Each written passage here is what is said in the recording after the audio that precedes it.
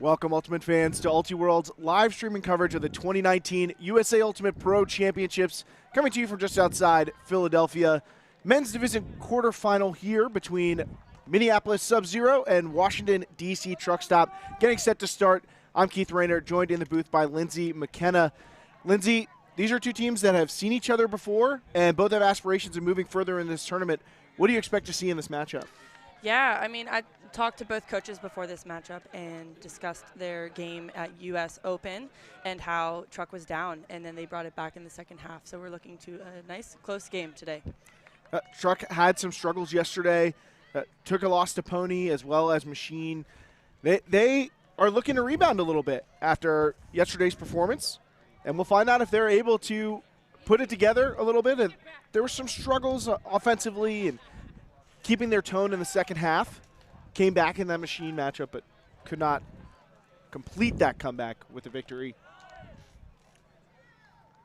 Sub Zero pulling in the blacks to Truck Stop in the schoolyard whites.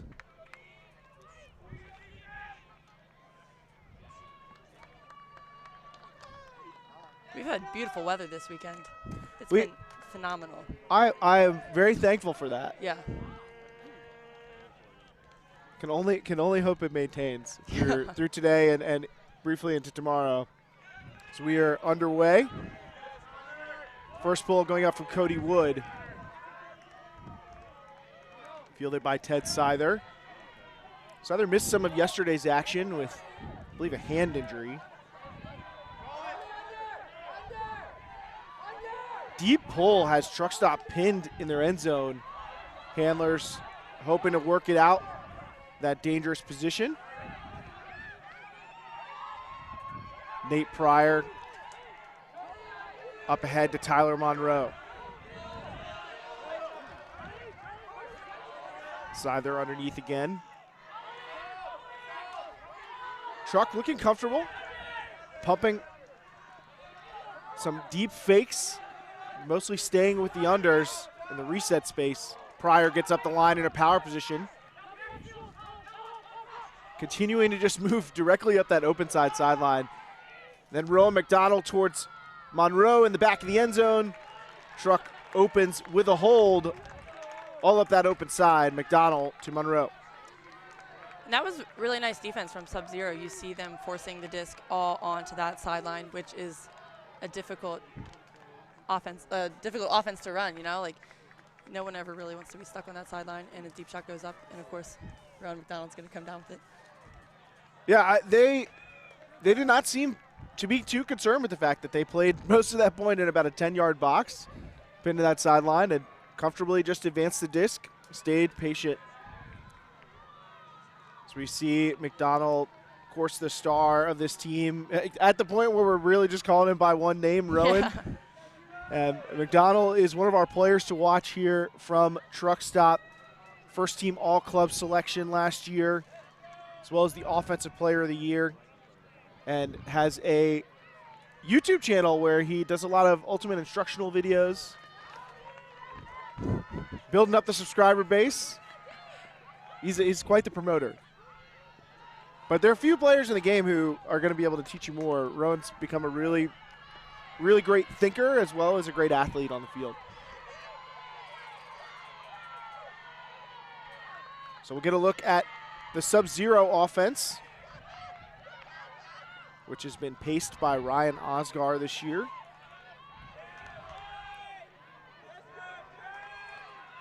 Pull going up from Truck. No wind this morning. Jason Sheeta. Kind of a side stack look from Sub Zero. Sheeta takes the reset, goes up to Greg Cousins. Nick Vogt underneath and now looking cross field, being chased, but beyond the reach of its intended target, Nick Simonelli.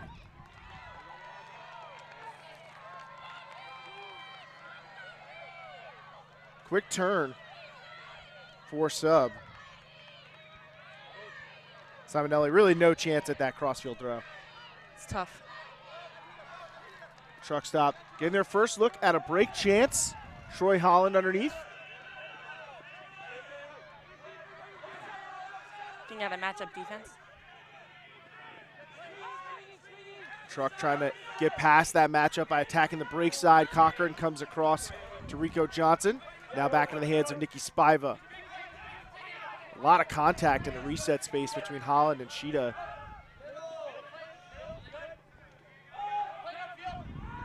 Cochran has it deflect, but catches it on the second effort layout score. And that's a break for the truck stop D-line to make it 2-0.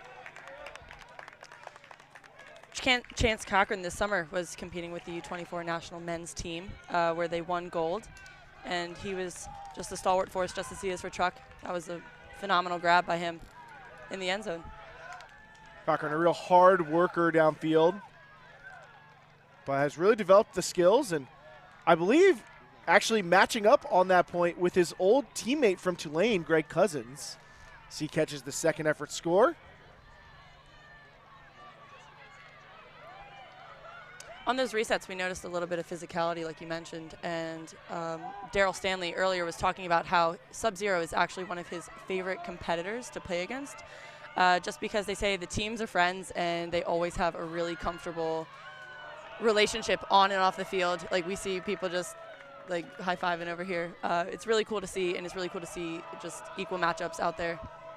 You mentioned the Under-24 World Championships, which you competed in with the U.S. national team this past year. Yes. I think that since that program has developed more fully, and a lot of the players in those programs, the U20 program, the U.S. started attending Under-24s, the World Games teams began being selected in a different fashion. All of those things have created stronger relationships between the elite level players. Do you feel like you have a better sense of the people you're playing against because some of them have been your teammates? 100%. And even like before this weekend, since I'm from the Philadelphia area, we were already making plans to see each other and meet up at the fields and everything. And it's just really cool to see people's strong suits used and utilized in different team settings. And that's something that you can see here with 2 on Sub Zero and then also 4 national competitors on Truck Stop as well. Cousins coming across to Sheeta. Sheeta hammers, has a target, and drops in for the goal. Sub Zero able to respond with a hold and get on the board to make it 2-1.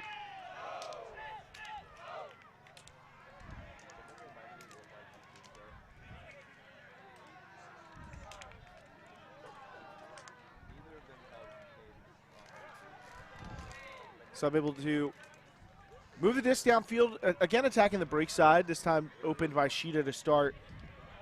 And Sheeta finishes it off with this crossfield throw. So difficult to defend that hammer. In some ways, you're kind of counting on it being a bad throw because it's more difficult, but it's really tough to close off that break side when the thrower can access it past the mark. And when you have no wind like today, there's less of a margin of error for that throw to go up.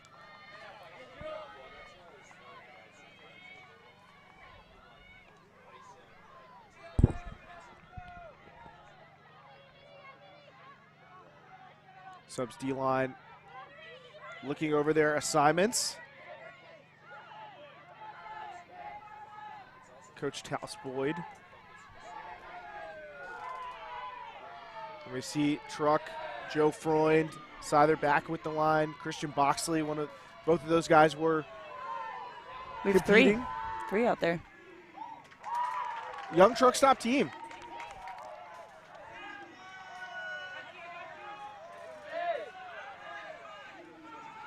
No McDonald out there for this O-line. Infrequent. As Pryor takes the centering pass, tucks it inside for Monroe. Lloyd Blake gets his first touch. Resets to Seither.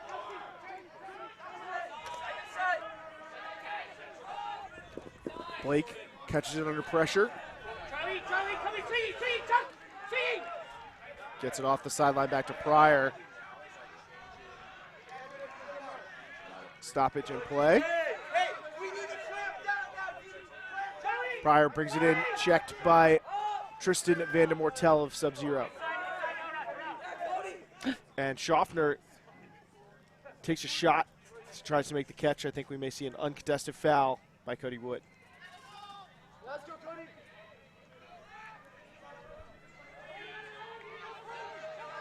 Markham Schaffner now about 15 yards outside the end zone. Resets to space for Pryor. And another stoppage. I think Pryor saying that the Mark Vandemortel may have been too far away to start stall counting, but players have come to a resolution on that. And a quick inside break.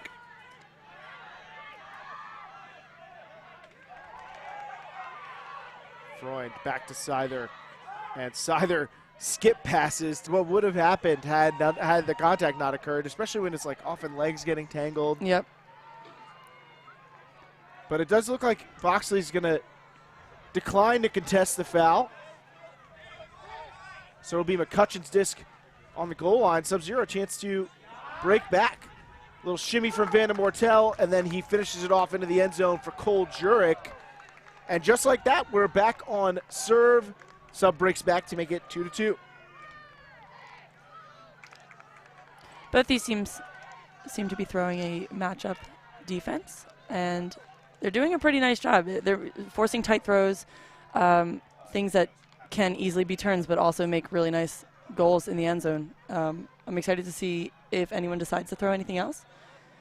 But like we keep saying, like this lack of wind makes it really easy to just play person and force some big people to go up in the end zone and see some cool things. When you're in a situation where there's not a lot of wind, but you want to mix up the defense, what types of strategies do you feel like can be effective? I don't know. I think it depends on the team that you're playing. Both of these teams I know have a higher inclination to use that deep space. So you could maybe think about a poach or a little bit of a bracket defense to kind of see what you can force out of the handlers into that deep space to put up a 50-50. I don't know. Zones, sometimes you have really quality throwers on these teams as well, so people can hit those pinpoint throws and just break zones quickly. So I think it really just depends what the strong suits of each teams are, but I don't know. I'm interested to see if they decide anything. But they're keeping it close. I mean, it's a good matchup so far. And I expect that to continue. Two very smart coaches between Talis Boyd and Daryl Stanley. So we'll see what they have in their pockets to try and mix things up for these O-lines. Each defense now has a break to their name. Spiva lets the pull drift out of bounds. Truck stop D-line out here for an O-point. This is Nikki Spiva's year back from competing last year with Philadelphia AMP. Interested to see if some of the same mechanics of his play in mixed is applicable to men's. Spiva's had a wealth of success. I'm sure Truck is glad to have him back in the men's division. He's going to work right now with in the handler space.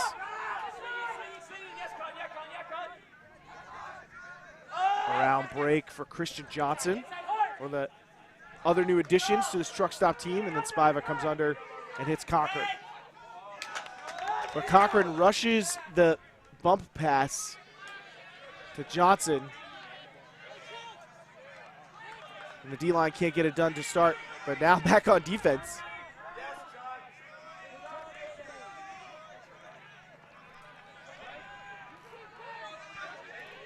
Vandemortel. That open side third. Up to Connor Anderson. Anderson getting in a high stall there before finding a reset.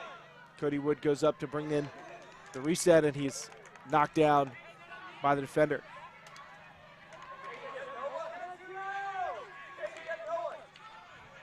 Truck is forcing backhand right now. Are you surprised to see that backhand force? I'm not. These fields look a little skinny, like, you know, so I mean, I think that's quite a strategic move to see some possible backhands. They're usually a bigger throw, so maybe you can force some out the end zone. Not able to force that one out of the end zone. They get to the break side and continue the forehand up that way into the end zone from Cousins for the break. So the defense is getting it going early here against the O-lines. Sub-Zero back in front now with a 3-2 lead. I'm liking the spikes happening out here. Yeah, I mean, I think these teams are fired up. You know, I think that there's been some talk about what this tournament means for teams, being able to compete here, not really having bids on the line or anything like that for most of the teams in competition. But they seem excited to play well. McCutcheon gets the goal for Sub-Zero. So, Lindsay, now we've seen this truck stop team give up back-to-back breaks. How do you get things back on track if you're the O-line and you're digging yourself a hole like this? I think just falling back to the fundamentals of your system can be really effective in these, and I know that's way easier said than done. But I think just kind of remembering why you're here, remembering why you're on this field, and that just matchup that you're taking on, just focusing on that present time play and seeing what you can get out of it, taking a breather.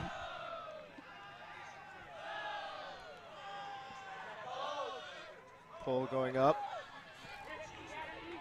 Hanging as it drops to Pryor, and he centers to Norbaum. McDonald covered by Jurek. Always important to see how teams decide to match up with Rowan. Around the horn for Truck. 5 throws, all getting them horizontal yardage. Deep throw going for McDonald.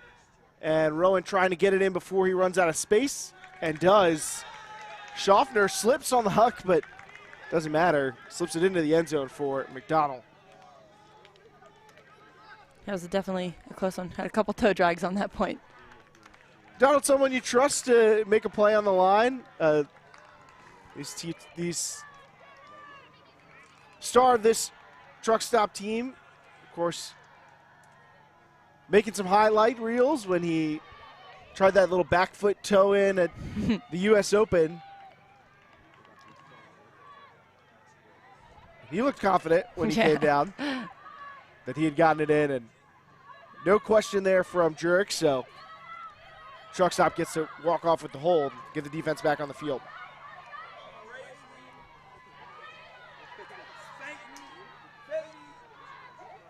Now these truck stop jerseys, Lindsay, have been much talked about. What's your take on the truck stop whites? Yeah, you know, I'd say I prefer their darks better. But I wonder what the story is behind them. It looks like it says kids at work. What I heard was that they started out a little more tame, but then as they kept coming up with ideas, it just got more and more ridiculous. I believe someone pointed out that the stop sign does not have the correct number of sides. Oh, no, it's a hexagon. That's good. I think it's fitting of the theme. Yeah. Sub-Zero's offense trying to work their way out of the end zone. Ryan Oscar with the disc. Still seeing a healthy amount of physicality downfield and a bit of bumping. Neither team seems uncomfortable with it, though. Vote up ahead to Sheeta and a pick call.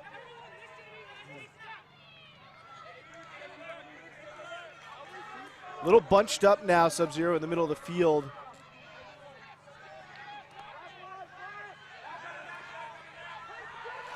Sheeta drops it off. Now the deep throw going up. Simonelli tries to get over the defender. Some contact, but don't know if he lined that one up right. I think the players were getting a little frustrated on sub in that last point. Some miscommunications, some lack of spacing in their offense. And Truck forced a pretty untouchable throw, honestly. Yeah, even a catch there would have been a contested one. Quick huck for Truck stop the other way. Cochran trying to fight for position but can't get over the much taller defender. Sub through a last-minute switch in that stack to kind of cover Cochran on that deep cut. So truck stop's break chance is a brief one.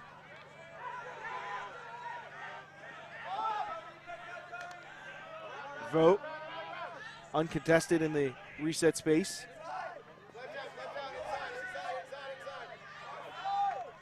Shida takes the reset.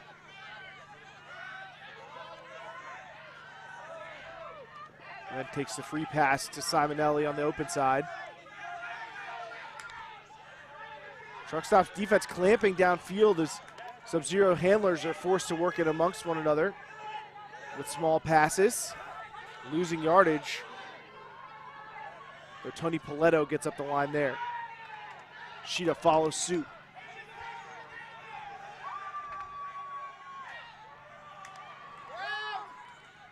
Vote off the line, give and go.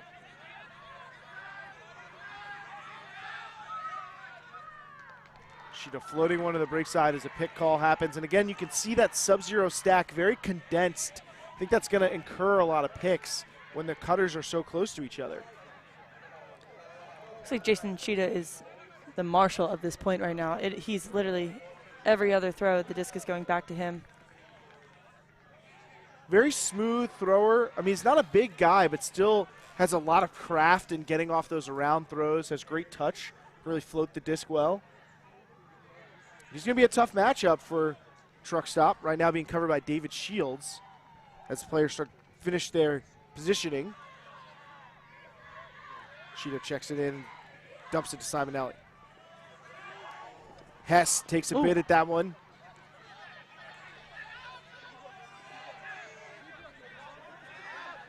And the Sub-Zero offense continues to make, I mean, they've probably completed 20 passes, gained 6 yards, until that one from Paletto gets them up the field towards the end zone. High stall, Simonelli forced to throw a floaty pass in the hopes that it works out, and it does. Paletto able to get that one to drop in, and that's got to be extremely frustrating for the Truck Stop defense. Yeah, props to them for holding Sub in that position for so long. You can notice how teams start to get antsy when you're held in this like 5 to 10 yard span right outside the end zone, and this is why teams practice end zone reps over and over and over again to get that muscle memory and to get that mental strength in those situations to be able to not force those bad decision throws, you know, like over the stack or into those tight windows. But that's a frustrating one to lose. I think that's one of the most frustrating things in Ultimate. One of my favorite hypotheticals is which is worse, that situation where you play great defense for 9 seconds, they throw up a jump ball and manage to score, or when you beat someone deep by like 30 yards and the handlers turn it over and now you're 30 yards behind the person you're supposed to be guarding. Then you're just winded. I think those, to me, those are two of the worst things that can happen to you. I like to ask people which one they find more problematic.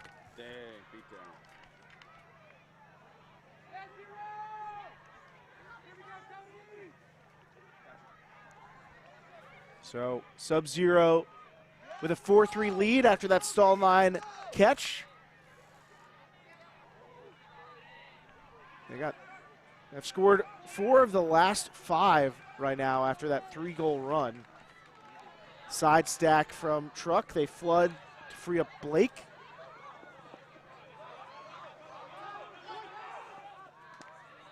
Blake resets to Pryor. Sub throwing that backhand force again. They must like something about this, although the lefty Blake has that forehand as an option, and he throws it inside for Monroe. Scyther around to Pryor. Scyther harried by his defender, Logan Pruce.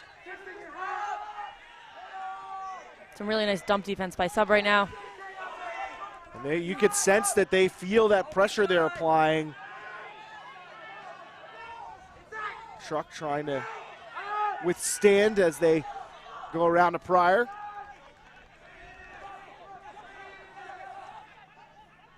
Pryor, a little stutter step as he goes up the line to get it from Blake, and then lofts the backhand into the end zone for Norbaum. Ties this one back up at 4-4.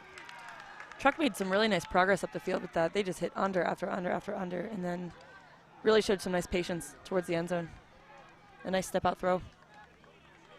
It's an interesting mirror, really, with the previous Sub-Zero point. Both teams with patient possessions, had to throw a lot of resets, a lot of passes that gained horizontal yards without gaining vertical yards.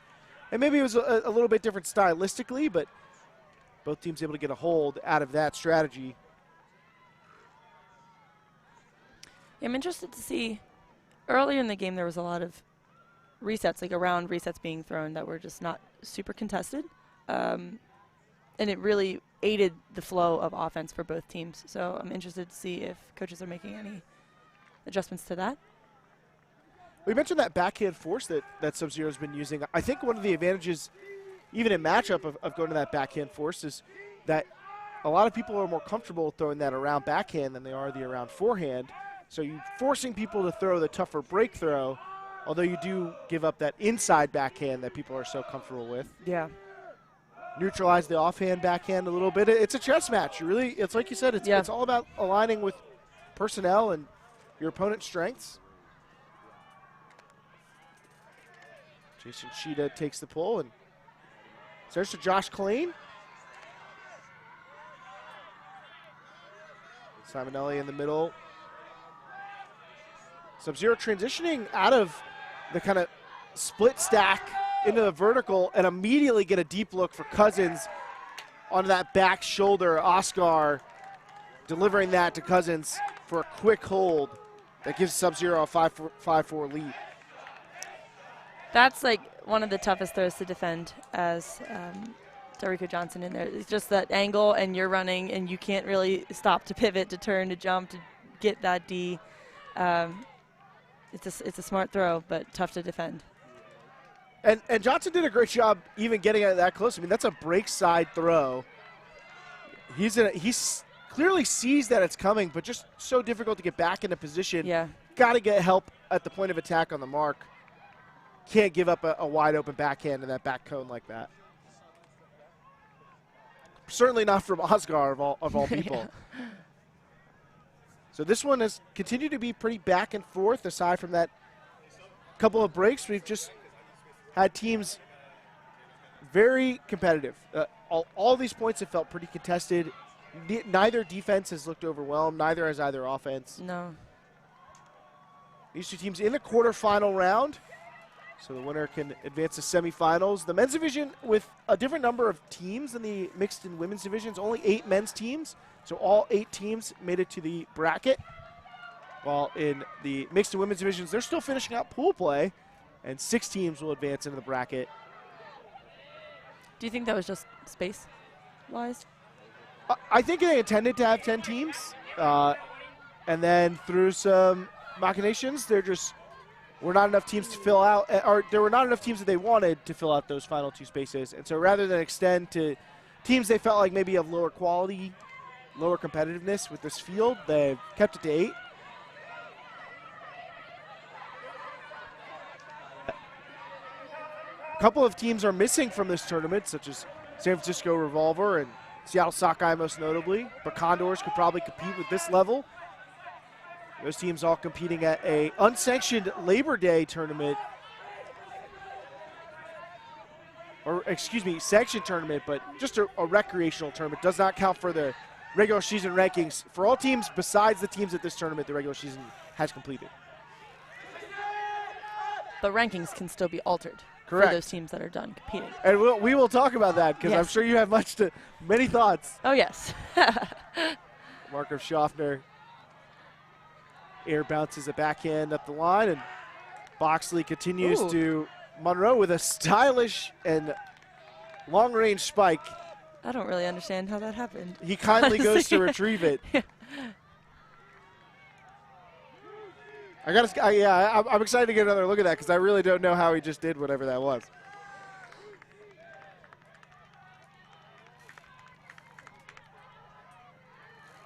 see this scoring pass from Boxley, just a couple of those inside backhands.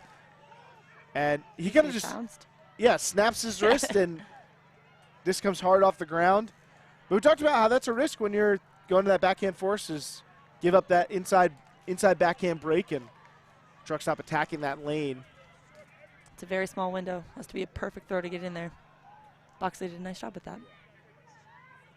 But you mentioned the rankings, and while in the men's division things are pretty settled as far as where bids will be landing, in the women's and mixed division a little bit more up in the air, and through yesterday's events we've still seen some movement. Love Tractor fighting to try and get a bid for the South Central, but hot on their heels, Westchester Loco, a team that you know pretty well. Yeah, just a little bit. Yeah, we were separated by 1 point going into this weekend in the spectrum of 1,700 points, so quite close. And we are technically playing through other teams this weekend. I believe that lead has changed to 5 points, still a minuscule margin. That's from the projections of Cody Mills at frisbeerankings.com. So much to be decided in the mixed and women's divisions in particular. This game still to be decided as the sub O-line finds space on that open sideline. Ashita about 5 yards past midfield. Really strong with that around backhand to space. Cousins up ahead to Osgar. Osgar throws past the face guarding reset defender.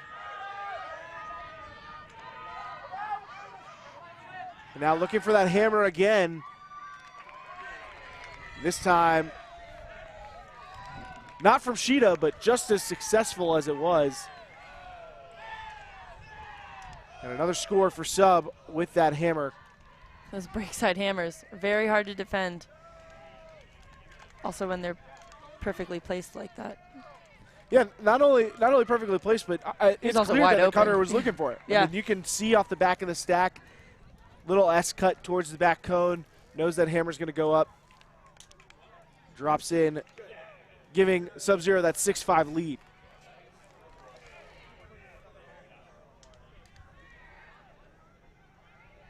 So Sub Zero in front,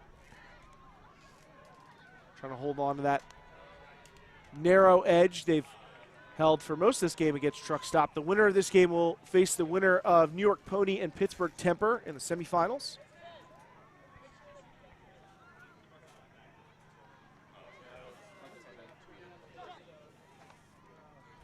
Sub-Zero defense getting ready for this Truck Stop O-line.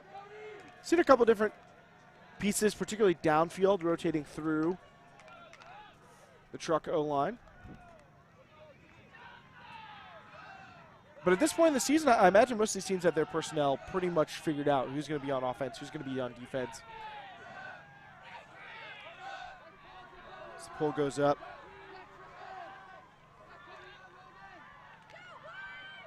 Norbaum takes the centering pass. Wodach open for a short underneath. It's a U24 matchup in downfield with Christian Boxley and Cole Jurek. Also another U24 player. Freund resets, and now all the way on the other side of the field with Norbaum. Nearly throws it in the poach from Van de Mortel. Pryor up the line of Freund, and he uses that big body to fight off Mortel for the score. Ties it back up at 6-6. So nice and patient point for them. Quick moving, but patient.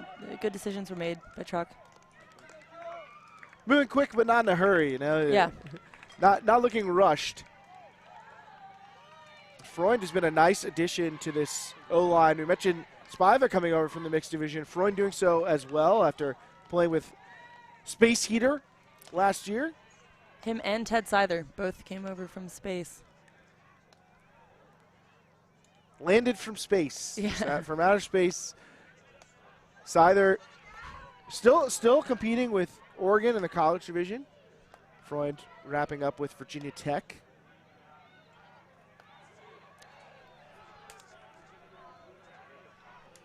The two will head to the sideline while the D-line comes out to deal with this Sub-Zero O-line.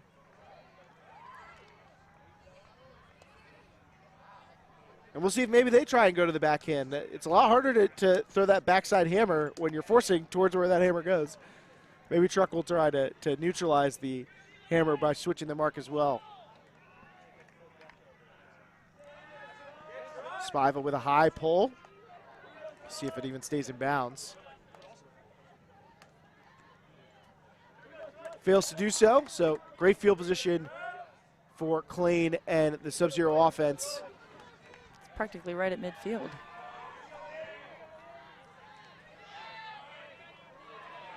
Spiva will have to try and get it back on defense. Early break throw from Klein. Oscar underneath. Andrew Roy getting his first touch for Sub-Zero's offense. Klein up the line. And the little flip for the goal. That was a quick hold for Sub-Zero. The pull not doing the DC defense any favors. Yeah, we talked about defending that around throw, and then Sub just used, I think, 2 to 3 uplines to just score that point. So they're altering their offensive strategies to kind of combat that defense. It's nice work. Nice job up the line from Klein, and that sets up the easy dish. Sub using both sides of the field effectively. Start off on the break side of that possession, come back to the open side. I think it's so important to make the defense defend the whole field. Being able to attack all the different parts of the field, make the defense respect you as a cutter, going in multiple different directions, as a thrower, faking in different directions. Both teams doing a nice job with that on these past couple of points, and I think that's part of why we've seen a string of 8 consecutive holds with very few turns. We've had 2 turnovers in those last 8 points. So offenses have really cleaned it up since those early runs of breaks we saw. I'd like to hear what these coaches are saying on the line to keep them motivated, to keep them going. It's tough. You have very little time to deliver all that information, so you really have to pick and choose what you're going to say. You need to give your team long enough to match up. This pull quite nice from Sub-Zero. Going to put Ted Seither and the DC offense back near their own goal line. They quickly get out of it. Now Jeff Wodach trying to tie this one up. Sub leading 7-6 as Blake resets to Seither.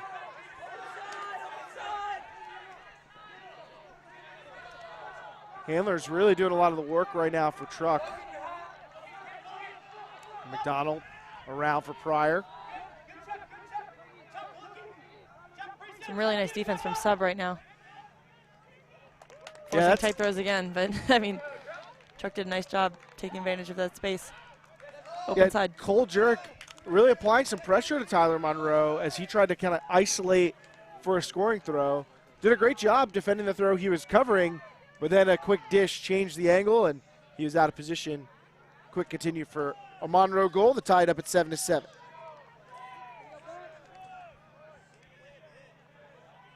So difficult as a defender to continue to adjust as the disc moves, and there Pryor with the little flip to McDonald, and he's able to throw the throw that Pryor had originally been looking for with Monroe.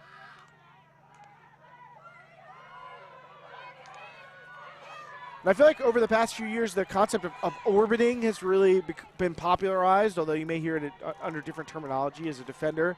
But continuing to alter your position throughout a possession as the disc moves, as the situation changes. I feel like that's caught on a lot. And I think defenses have really evolved, even in matchup, to become a little more complicated to match up with how skilled offenses are these days. Yes. There's some really interesting defenses being thrown now, and it's fun. It's really fun. It just like changes the pace of the game completely. You get to show off different strong suits of each team and each player. It used to feel like you either came out and ran a matchup defense, or you threw a 3-person cup, and everything else in between was kind of wild. But now teams experimenting with transitions, with poaches, little adjustments on the mark.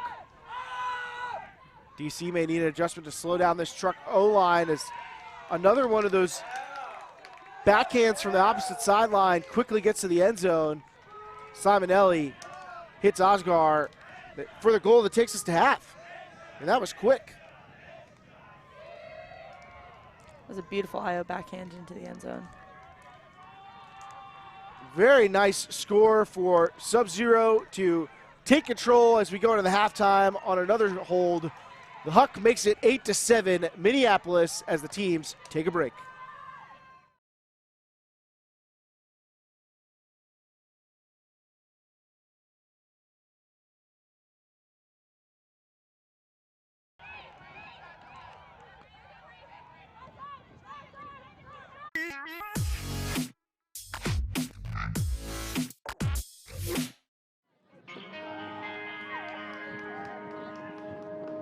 Too many days in the darkness without a glimpse of the light.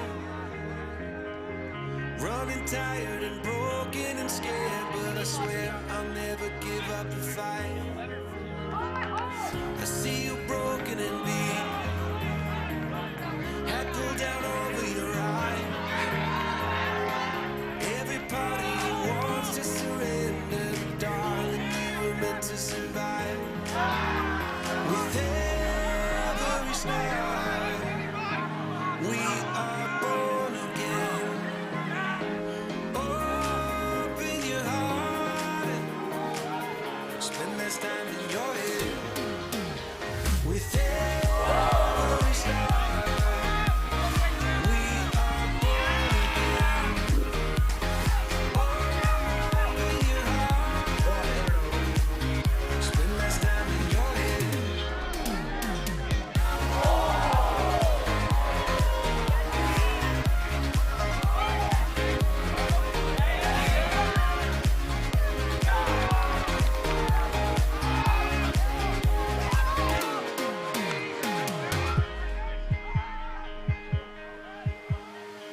Just like a seed in a garden, you grow to be tall,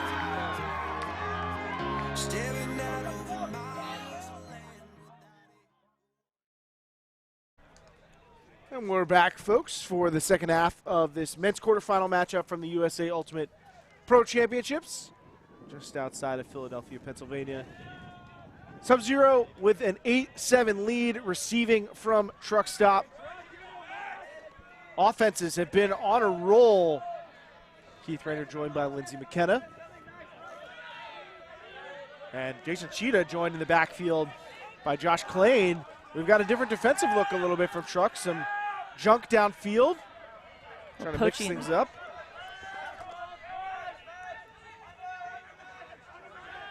Cheetah up the line. Ooh. Tight inside break for Osgar. Pressured by the defender. Osgar give and go and a pick downfield.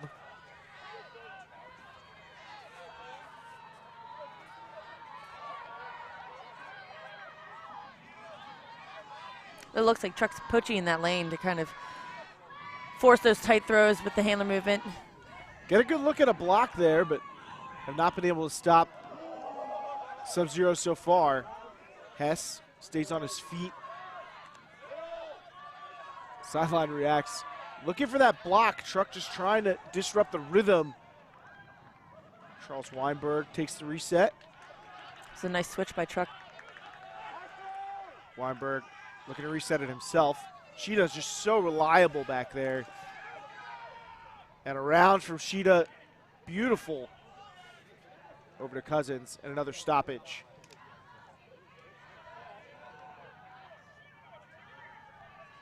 Sub Zero, I still think struggling a little bit with those spacing. Those pick calls are coming a little more frequent than they'd like.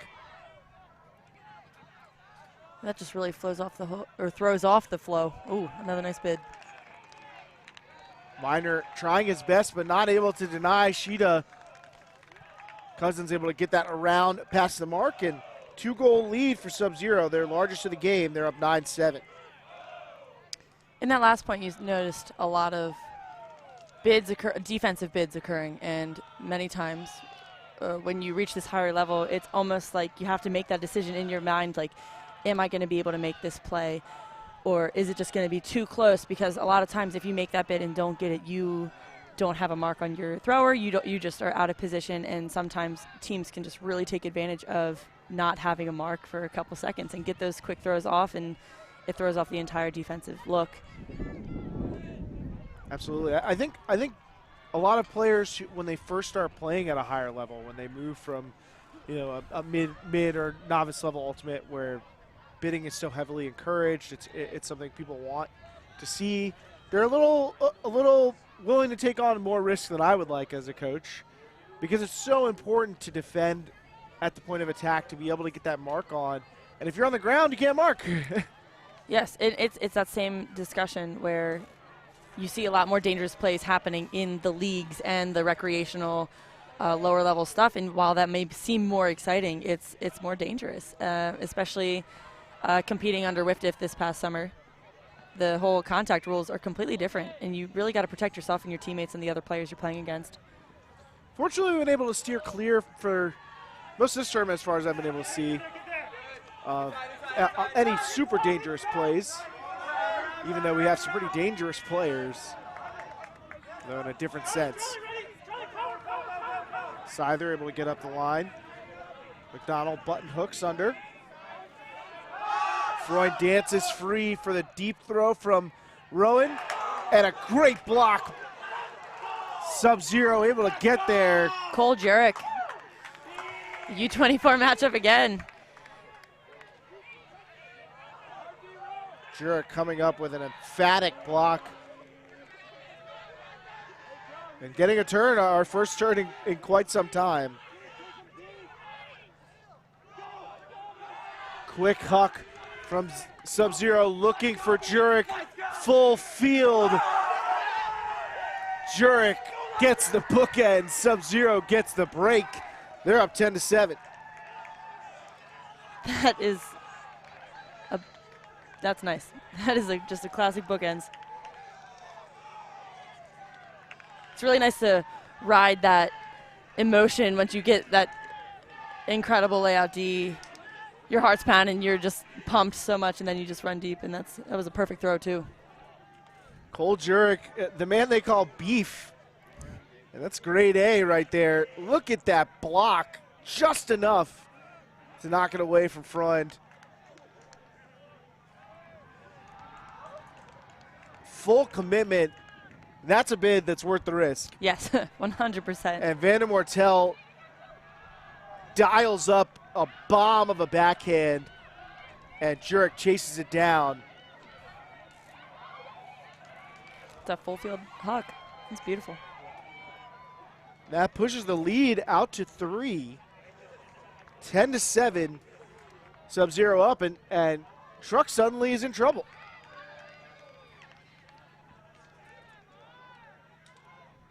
Got a chance to watch Truck Stop yesterday as they competed against Pony, and team that if they go on to somehow recover and win this game, they may face in the semifinals. Team that everybody's chasing. And in the second half, Truck kind of fell apart under the pressure of the Pony defense. Another second half collapse against this Sub Zero team would be a real red flag in their title contention. Their D-line's out to try and steady things. Spiva up the line. Looking for McDonald deep. And McDonald turns on the Jets for the back shoulder fade from Spiva. And that quiets the sidelines as the D-line gets a hold for Truck to make it 10-8.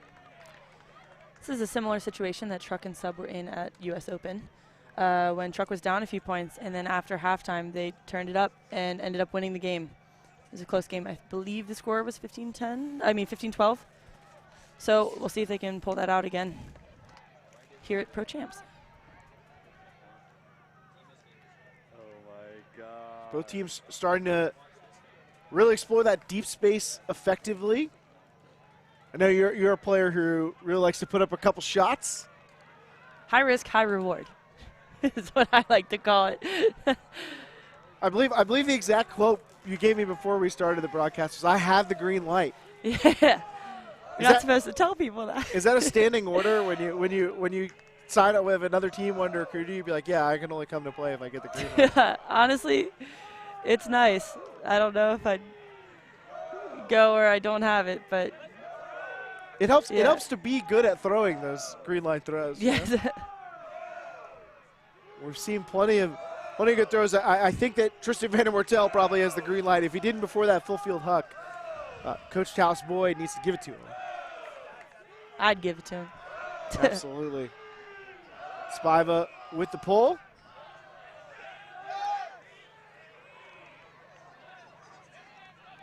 Hands up and ready.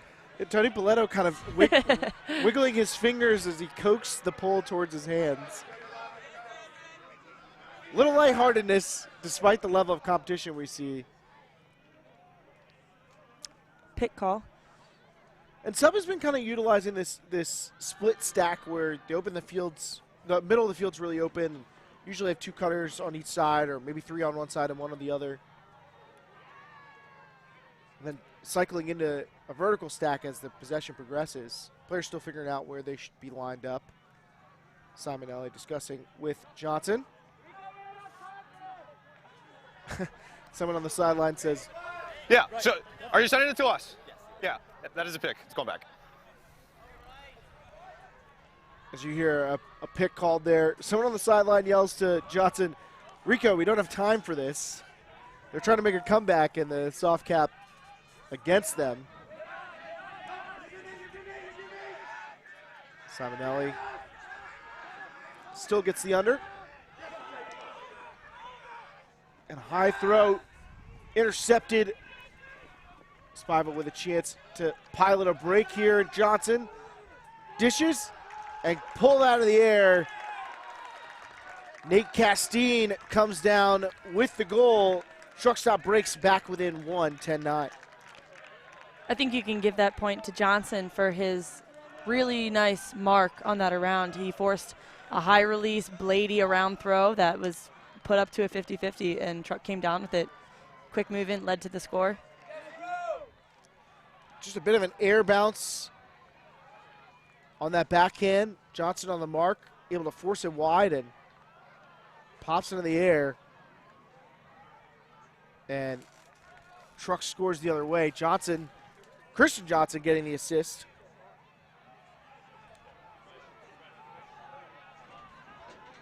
We see Nate Castine, a veteran presence on this truck stop team. He's traveled around, played with a couple different teams. I know he played with Sockeye.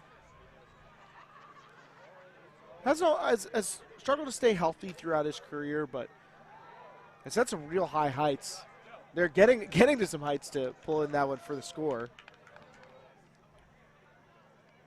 Spiva getting ready to pull. Yeah, that's Oscar.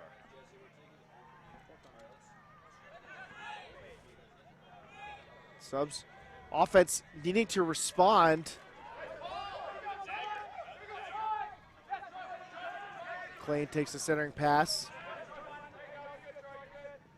Good communication by the truck stop defense downfield. They talked their way through a couple switches. Vote underneath. Osgar on the near sideline. Being harassed by Troy Holland. Looking to continue up the sideline with the outside in throw, and Andrew Roy catches it and one. Tough window to hit. Osgar, not afraid, hits Roy for the goal.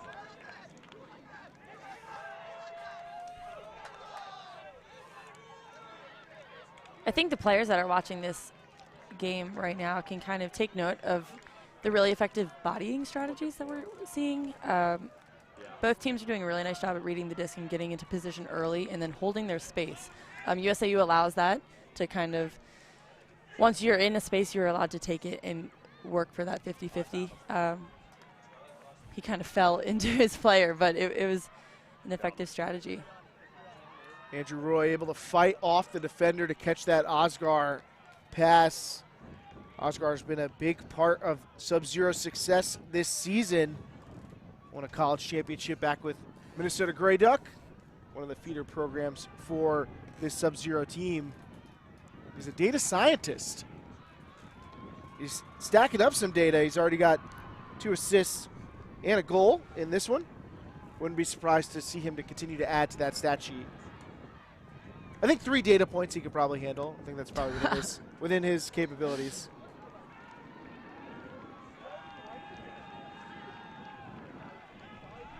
Sub back out on defense. Thomas Eccles with the pull. And that one's out the back of the end zone.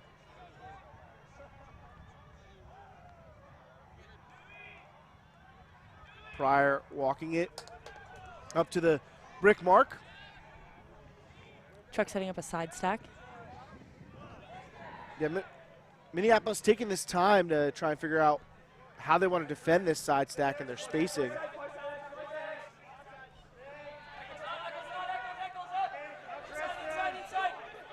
They have a lot of pressure on Truck, who's not really been able to attack those downfield isolations. Does seem like there's a call, though.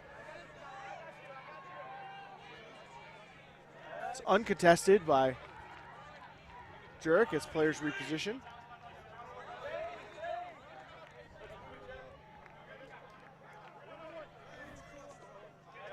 Bodach off the line of front.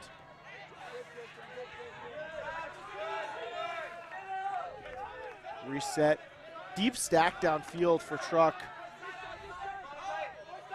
Schaffner underneath.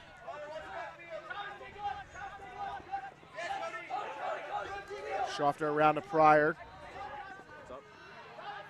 And again, Sub-Zero's doing a really nice job keeping Sub-Zero from being able to get to the other side of the field, not letting off those arounds, although as I say that, Scyther finds one and cracks open the defense.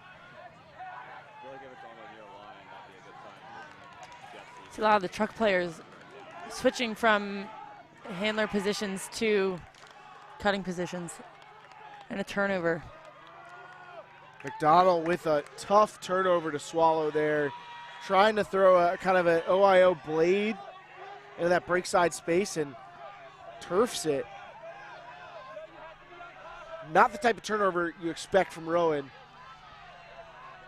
So Sub working on a potential break, but they'll need to go the full field to do so, and then some.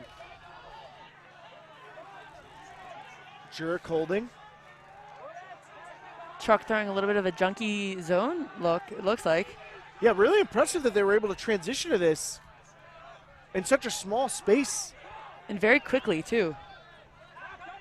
Van Mortel eyes up a potential full field luck again and thinks wiser of it. Quickly gains about 2/3 of the field through give and goes.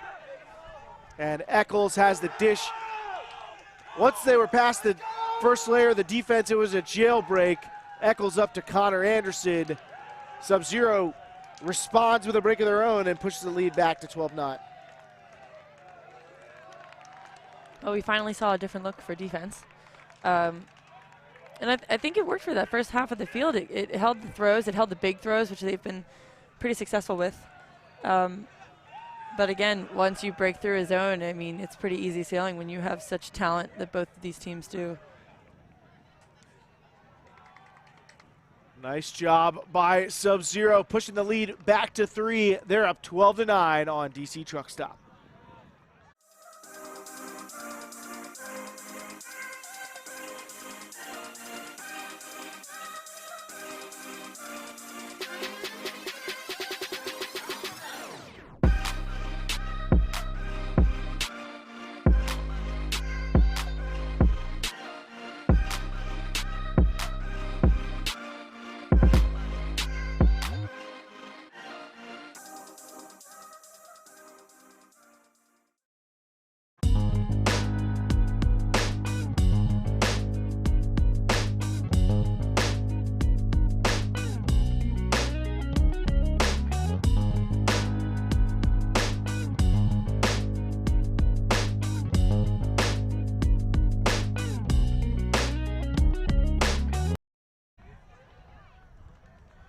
Sub-Zero defense asserting themselves with a break hoping to add another to extend that lead back out to 4. Truck stop running out of time. So we see McDonald, Monroe, 2 of the stars of this truck stop team. And McDonald with both of the 2 turnovers that have led to Sub-Zero breaks in the second half. He's someone who expects a lot of himself. And, you know, we talked about high risk, high reward, Lindsay. How do you recover when you're one of your team's big throwers and if you're struggling, you have a couple of turnovers in a row? I think it's nice to fall back on those just structural stuff. And I know that I said this as the answer earlier, but like you have a team for a reason, right? Like you have your standout players, and yes, you can make offenses and defenses surrounding them, but a lot of the times other people on the field like have strengths as well, and sometimes nice to have other people take that role up and see what they can do with it. We'll see if McDonald allows one of his teammates to step up into a bigger role as he tries to find his rhythm. Lloyd Blake underneath. Monroe. McDonald gets a touch. And a near poach block from Vanda Mortel, but takes the risk and comes up empty-handed, and an easy score after that for Ted Seither. That upline poach defensive look from Sub in there is one of the most like dangerous things that you can see in Ultimate. A lot of times players can call that as like is that a TMF or a PMF? Like what would the dangerous call come as? I'm still like what it should be and what it is are not always the same. Okay. A team misconduct foul, I believe, should be for a pattern of reckless behavior or illegal behavior by the team. A PMF would be a personal misconduct foul, which in that situation, let's say the player crashes and just runs into Monroe right there, and then you might see a PMF situation, although I don't know which one would actually be handed out. That we could go to our observers for, but you're right. I think that's a common situation, that hospital pass as you were, especially when the throws to space, where the upline cutter doesn't even see the defender, so they don't have a chance to brace themselves for impact or anything. But players able to navigate the situation safely in this case. Yes, and thankfully. We've been able to see mostly safe play, even though these 2 teams are really going at it. It's been a really nice matchup to watch. Truck hoping to give us more time to watch that matchup. They're going to need to find an answer soon. They're running out of room. Against Sub-Zero, 12-10 lead. Aiming for a hold now. Kevin Brown, one of the new players on this Sub-Zero team. Coming over from Mad Club. Simonelli to Sheeta. And Sheeta's been a question from Sub-Zero that Truck Stop has not been able to answer this game. Cousins continues and dropped by the bidding Simonelli. Got both hands to it, but unable to secure the score. 2 nice IO flick breaks. First turnover of the second half for Sub-Zero. Their first turnover since it was 4-3. Wow. Truck not generating a lot of opportunities, so now they'll have to take advantage of this one. Excuse me, they had one other turnover that led to a Truck break. So as Johnson catches it underneath about 18 yards outside the end zone. Truck Stop looking to continue the pattern of turning single turnovers into breaks.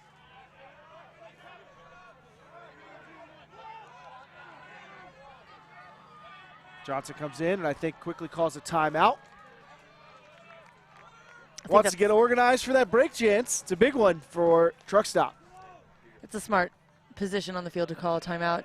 You're on that sideline. You're right near the end zone. This is a pivotal point for them right now. They can take that lead of 3. Yeah, I mean, giving up the score here is going to be a tough spot to be in if you're Truck Stop. So getting this break is just pivotal. So After this timeout, Truck Stop will try and get a break and bring it back within 1 against Sub Zero. Every time the pressure rises, we play better. Let's go, take down the field. An Ultiworld subscription gets you closer to the players and personalities you care about with game video,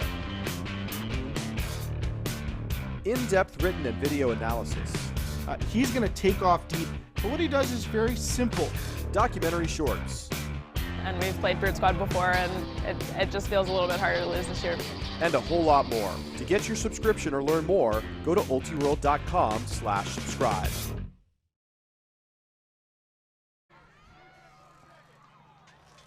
Truck Stop looking to execute out of a timeout in the hopes of getting a break and getting back into this one with Sub Zero. They've been in chase since early, and here in chase is the defense. They don't get there. Gus Norbaum gets the break for Truck Stop. Perfectly executed out of the timeout, so I guess that proves you were right, Lindsay. I was going to say I'm not a big fan of timeouts on the sideline. Put you in a tough spot, lets the defense set up, but perfectly executed by Johnson and Norbaum for the truck break. It's a perfect throw to a perfect cut.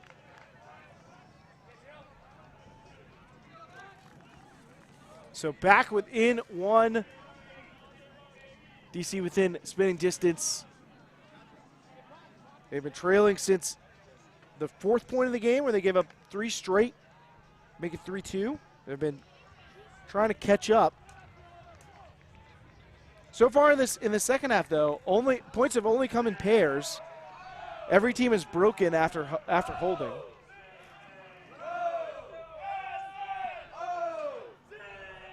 That kind of rhythm is not going to favor a Truck Stop, though. Again, these two teams in quarterfinals looking to move on to face the winner of Pony and Temper.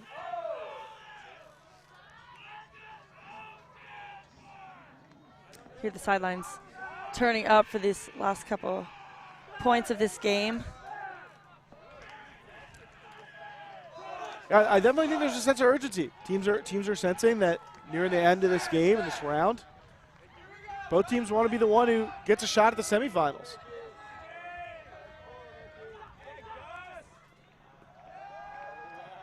Hanging pull, and Norbaum back out on defense. Played O-line pretty much the whole first half, and Coach Gerald Stanley deciding maybe the personnel adjustment was in line. Roy dives to save the reset in his own end zone. High throw, but Vogt tracks it down before a defender can get to it. Some nice defense by Truck right now. But this Sub-Zero O-line is not cracked under the pressure yet.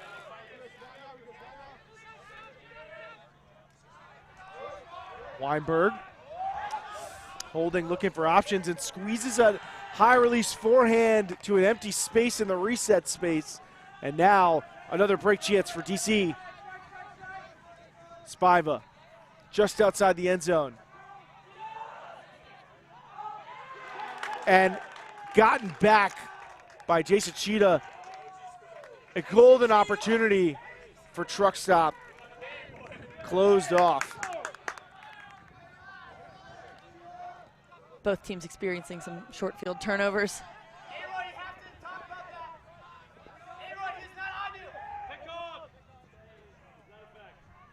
Pick call stops play.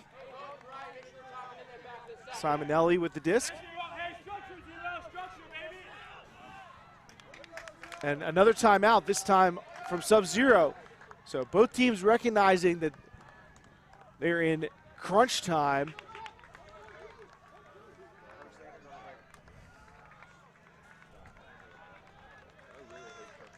And the soft cap has gone off. So we're not going to get to 15 in this one.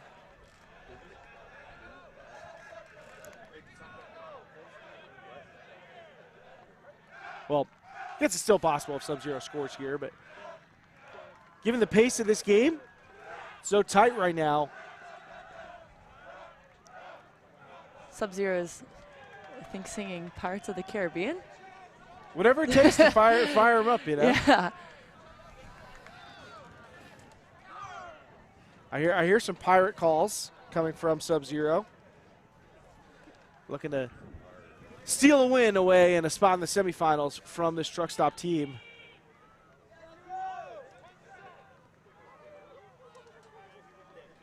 And got to be frustrating for the truck defense to give it up when they had it on the goal line with a chance to tie the game.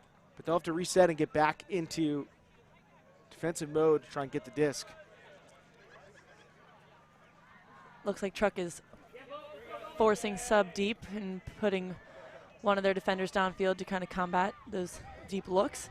Yeah, it looks like some bracketing around downfield as well, so trying to mix up the looks and find some opportunities to switch. Sheeta and Weinberg working it back and forth before they find Osgar. Osgar to Simonelli. Johnson applying some pressure on the mark and nearly able to get a turnover out of that one. Castine not able to catch up. A stoppage downfield, excuse me. Disc in the hands of Clean.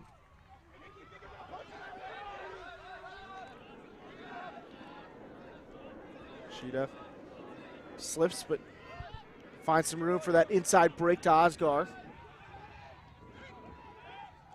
And Osgar able to get around the bidding mark, a pick downfield, but don't think it'll be involved in this play. Osgar and the Sub Zero offense holds. Although maybe not. Now there's seeing mixed signals. Nope, goal signal. Sub holds, they're up 13-11. You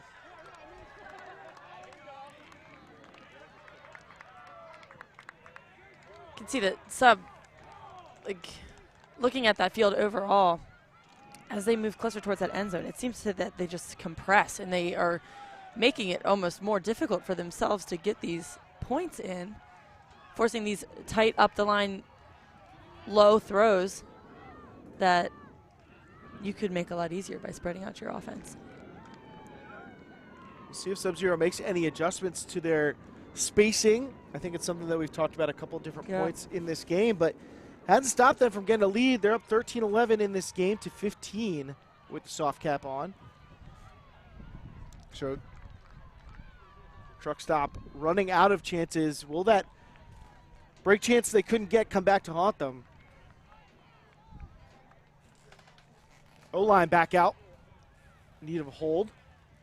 Here we go, Zero. As we see that O-line, Wodach, Blake, Boxley, Scyther, Pryor, Monroe, and Rowan. Here we go, Cody.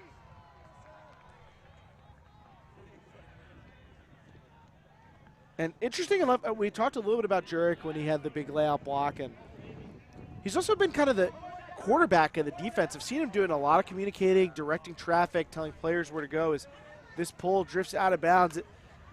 Beautiful hang time, but just not exactly located exactly where you want. Difficult art. Yeah, the sun came out, and I think the wind's picking up a little bit, and it's tough late game adjustments. So brick mark for truck stop. Pryor checks it in. Isolation for McDonald underneath. So I'm still looking for some of those poach blocks as McDonald gives and goes with Monroe. Monroe gets the reset as there's a call downfield. This little chippy, bladey flick. We see McDonald turn that over, but he's not afraid to go back to it. Boxley, Georgetown alum. Over to Blake. Handlers working it back and forth. A deep set of cutters downfield for them. But Scyther and Pryor have been able to keep the disc alive as there's another pick downfield. And you can just see from the spacing how far away these cutters are from the handlers.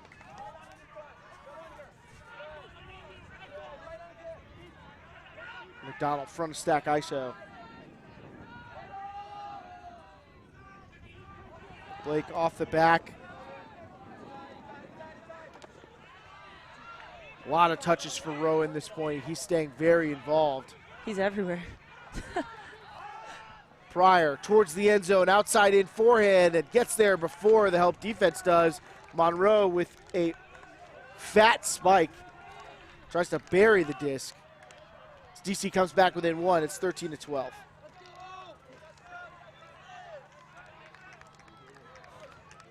Monroe taking his 4th trip to the end zone this game.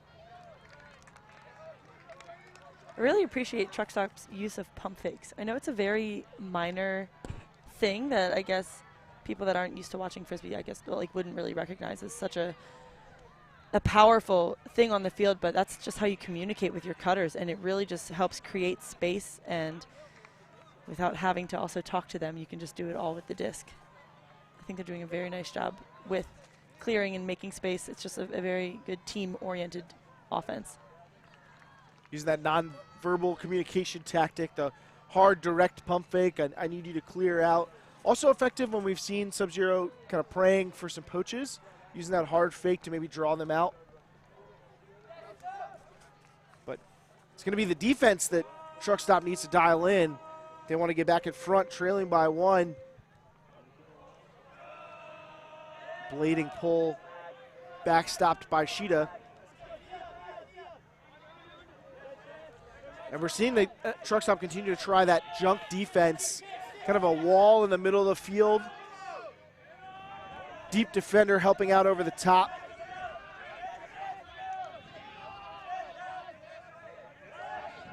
Right now it's working as Sub Zero's been forced into some short yardage throws. Klein finds a Simonelli unguarded in the middle. Brown. So Truck getting a little lost with their matchups once they called to be person. Hess looking for a block there, but Truck's been willing to give up these resets in order to help poach, and didn't stop Sub from getting off a deep throw there for Simonelli. He gets past Chris Strub. And Sub Zero just 1 goal away from advancing to the Pro Championships semifinals with a 14-12 lead over Truck Stop.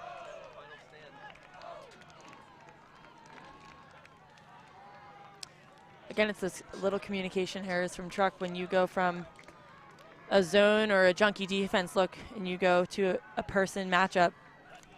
It's tough. You have to be on your horse. You have to be communicating with your teammates to make sure that those resets are covered and those deep cuts are covered. And I think if you're 1 step behind, like all of these athletes are so quick and so knowledgeable of where to go, and when you give someone 1 step, they're gonna take it from you. And Osgar acting as the distributor for the Sub Zero offense. He's going to make you pay if you give him those little windows, those little mistakes. He's going to give you some margin for error. Drops in his 4th assist of the game for Sub, 3rd of the second half.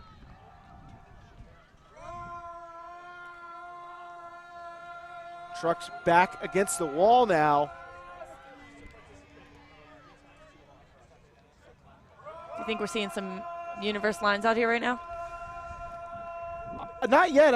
It seems like nobody's going quite for the kill on either side, knowing that there may be more game to play. But also, I think for the most part, these teams are pretty confident that the units they've been sending out are mostly the right call. Maybe a player or two we'll see crossover here and there. But we've seen this same O-line. Joe Freund has been a notable absence, though, for a few of these O points in a row. Monroe underneath. McDonald closed off downfield by Charlie McCutcheon. And then comes under, puts up a deep throw for Wodach. I don't know if that's going to stay in bounds. With Wodach's help, it does. He toes the back line for a quick Truck Stop hold. Back within 1, 14-13. Takes some great bodily awareness to be able to make those grabs in the end of the end zone. It's hard to follow the disc coming in, put yourself in the right position, go up for it at the right time, and then also watch where your foot comes down. Might seem like a simple task, but he does a really nice job with that. Wodach has been at it for years. A lot of information to time up there. You got to time the disc flight, where your defender is, that back line, where you are. But Wodach synthesizes it all quickly, makes a confident decision, and stuffs that toe into the grass as he brings in the truck stop score. And that's a really nice throw from McDonald, too, to put it in a space where the defender cannot make a play. Rowan picking up his second assist. He's also got 2 goals. So not quite the superstar stat line, but not a muted impact either. Question is, will we see him on the field again for truck stop in this game? As they need to see the D-line stay out there. Game point for Sub Zero. Simonelli under, finds Klain. Klain takes a deep throw, has a target. Weinberg ahead of his defender and hauls it in with 2 hands. Castine not able to catch up. DC not able to catch up. Sub-Zero's going to the semifinals. That was a really nice game to watch. I think we saw some really shining moments from both teams, but I think overall Sub did a really nice job of staying patient with their decisions, working it up the field. Maybe their windows were a little small, but they really kept to it and put on a nice show. Just can't give up the deep look there so early. Really just so early in that possession. Castine just caught unaware at the back of the stack. Nicely timed from Weinberg, and then he fights for position. Gets the goal that sends Sub-Zero to the semifinals. The final here, 15-13, Minneapolis Sub Zero over Truck Stop here at the Pro Championships.